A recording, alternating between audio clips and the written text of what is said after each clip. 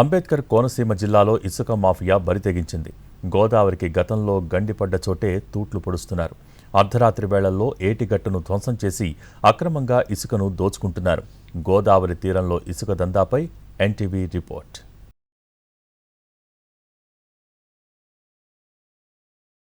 అంబేద్కర్ కోనసీమ జిల్లా పి గన్నవరం మండలం నాగుల్లంక వద్ద యథేచ్ఛగా ఇసుక మట్టి తవ్వకాలు జరుగుతున్నాయి.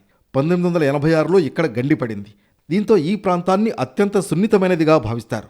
అటువంటి చోట ఇసుక మాఫియా భారీ ర్యాంపును ఏర్పాటు చేసి గోదావరి ఏటిగట్టును ధ్వంసం చేస్తూ ఉండడంతో ఆందోళన వ్యక్తం చేస్తున్నారు స్థానికులు.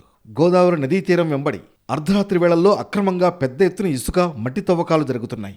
అనుమతులు లేకుండా నిబంధనలకు విరుద్ధంగా జేసీబీలతో ఇసుక మట్టి తవ్వి ఇతర ప్రాంతాలకు తరలిస్తున్నారు. దీనికోసం గోదావరి ఏటిగట్టుపై భారీ ర్యాంపులను ఏర్పాటు చేసుకున్నారు.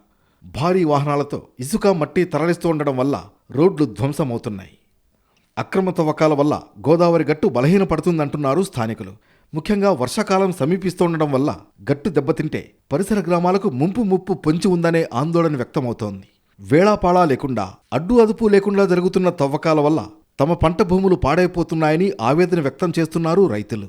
ముఖ్యంగా కలెక్టర్ గారు, రెవెన్యూ అధికారులు కూడాను దీని మీద దృష్టి సారించాలని, సామాన్య ప్రజలకి అందులోకి టైంలు కూడా మీటింగ్ లేకుండా ఒక పక్క ప్రభుత్వము రైతులకి అందరికీ కూడా ఉచిత ఇసుకని అన్నీ కూడాను అభివృద్ధి కార్యక్రమాలు కూటమి ప్రభుత్వం చేస్తుంటే వేరేగానండి నెట్వర్క్ ఇది మరి మావే జరుగుతుందండి. ఇది నెల రోజులుగా మట్టి ఇసుక తవ్వకాలు నిరంతరాయంగా కొనసాగుతున్న రెవెన్యూ, మైనింగ్, పోలీస్ అధికారులు తమకు పట్టనట్లు వ్యవహరిస్తున్నారని స్థానికులు మండిపడుతున్నారు.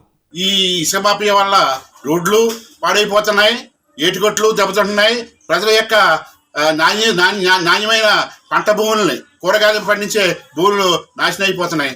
అందుచేత ఇప్పటికైనా ప్రభుత్వం కళ్ళు తెరిచి ఈ యొక్క ఇసుక మాఫియాను అరికట్టాలని చెప్పేసి ఒక రైతుగా ప్రభుత్వ అధికారులను విన్నవించుకుంటున్నారు.